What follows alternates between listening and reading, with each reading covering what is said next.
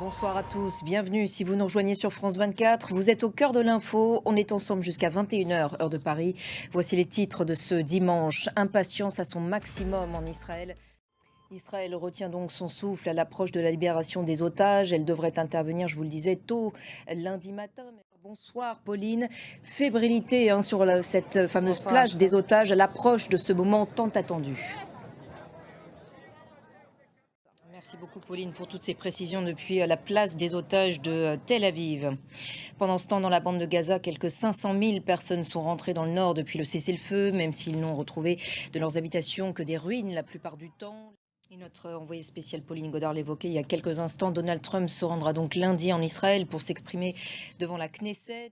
Dans le reste de l'actualité internationale, la situation toujours volatile à Madagascar, où la présidence affirme qu'une tentative de prise illégale du pouvoir par la force est en cours.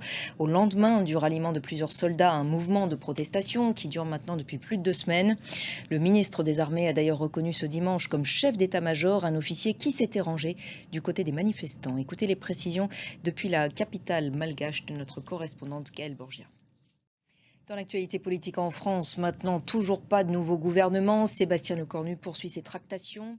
Clovis, vous suivez ce feuilleton pour nous depuis de nombreux jours. Les tractations donc continuent pour former ce nouveau gouvernement. Merci beaucoup Clovis pour toutes ces précisions depuis Matignon.